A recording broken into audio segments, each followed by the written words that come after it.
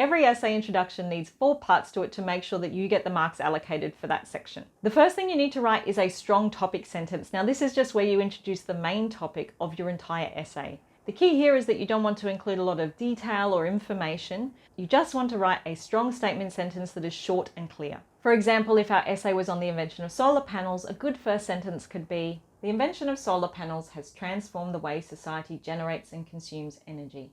We then back up that first sentence with some background or context sentences. So this is where we include a little bit of detail or information, but we only want enough to support that first sentence. We don't want to overload it with opinions, arguments, or examples because we want to keep that precious information for our body paragraphs to come later on.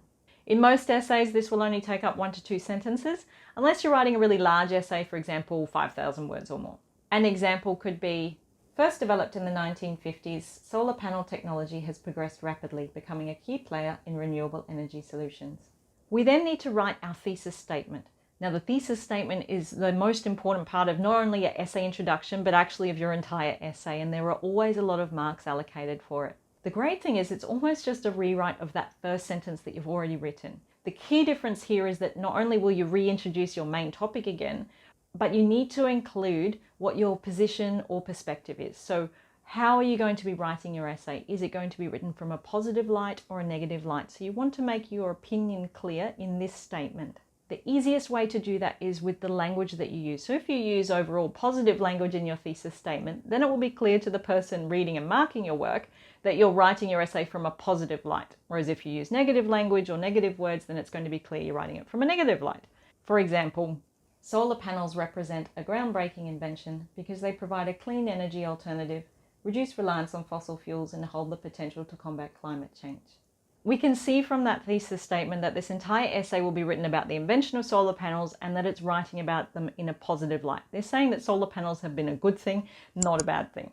Then you just need to include a series of signpost sentences. Now each signpost sentence is linked with a body paragraph, and that's their purpose. They're just pointing out what your body section will be about. Some example signpost sentences could be, "This essay begins by exploring the invention and historical development of solar panels.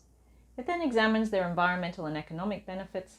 Finally, it considers the challenge that hinder their widespread implementation." We can see that the body paragraph of this essay will be broken up into 3 distinct sections and what they will cover. One extra tip I can give you is that if you're finding that you're over your word count or your word limit for your essay, your signpost sentences are a great place to cut words. So rather than having one signpost sentence for each of your body paragraphs, you can actually combine them down into one sentence to introduce what your essay is going to cover. I actually recommend writing your body paragraphs first before you write your signpost sentences. And that's because you don't actually know yet what your body paragraphs is going to be about. You might have an idea of what topic you're going to cover, but you haven't actually written it yet. How you write your body paragraphs will depend on what type of essay you have. They're structured slightly differently depending on whether you have an argumentative or a narrative essay, for example. So watch this video here to learn exactly how to structure the body paragraphs on your specific essay.